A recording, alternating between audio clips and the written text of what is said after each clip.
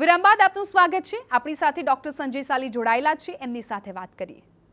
Doctor, જેમ રીતે કોઈ પણ દર્દીને કન્ફ્યુઝન હોય છે કે સર્જરી વગર કેવી રીતે સારવાર કરવી, અને એ લોકો છે એ એન્જિયોપ્લાસ્ટી અથવા તો બાયપાસ સર્જરી કરાવી ચૂક્યા હોય, એ લોકો માટે વર્ષો પછી ફરી જો બ્લોકેજ થાય છે તો પછી કયા ઉપાયો છે?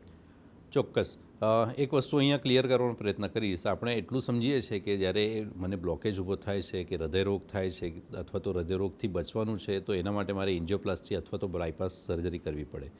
તો એક વસ્તુ સમજી લઈએ આપણે પહેલાં કે એન્જિયોપ્લાસ્ટી જે છે, એન્જિયોપ્લાસ્ટીની અંદર જે બ્લોકેજ છે એ બ્લોકેજને કશું જ કરવામાં આવતું નથી। એનાથી બ્લોકેજ ઘટાડવાનો પ્રયત્ન બિલકુલ કરવામાં નથી આવતો। એન્જિયોપ્લાસ્ટીની અંદર એક સ્પ્રિંગ મૂકવાના લીધે અથવા તો બલૂન મૂકવાના લીધે એ જે બ્લોકેજ છે એ બ્લોકેજને સાઈડમાં કરવામાં આવે છે, સાઈડમાં ધકેલી દેવામાં આવે છે। હવે સાઈડમાં ધકેલી દેવામાં આવે છે તો એ જગ્યાએ સ્પ્રિંગ અને જે લોહીનો સપ્લાય છે પૂર્વવત ખાલી કરી દેવામાં આવે છે। હવે બાયપાસ સર્જરી જે છે, બાયપાસ સર્જરીની અંદર જે બ્લોકેજ છે, જે બ્લોકેજવાળી નસ છે, એ બ્લોકેજવાળી નસને શરીરમાંથી બીજી જગ્યાએ એક સારી નસ કાઢીને એક બાયપાસ કરી દેવામાં આવે છે અને એક વૈકલ્પિક જે વ્યવસ્થા છે લોહીના સપ્લાયની એ પૂરી પાડવામાં આવે છે।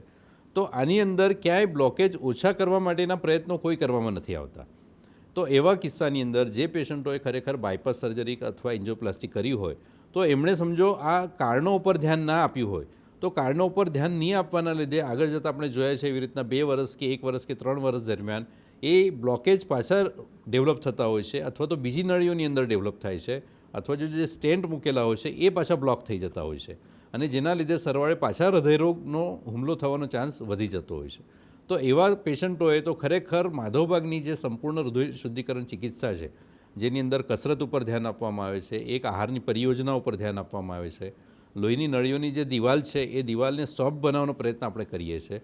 તો માધવબાગના જે રિસર્ચ પેપર સાબિત થયેલી જે ટ્રીટમેન્ટ છે એનો ખરેખર સરવાળે જો સારામાં સારો એ ઉપયોગ પાછા કરતા હોય તો એન્જિયોપ્લાસ્ટી અને બાયપાસ સર્જરી પછીના જે રિઝલ્ટ છે એ સૌથી સારામાં સારા એ લોકો મેળવી શકે અને એના લીધે આગળ જતાં પાછા જે બ્લોકેજ થવાનો ચાન્સ છે એ આપણે ક્યાંક ને ક્યાંક ઘટાડી શકીએ।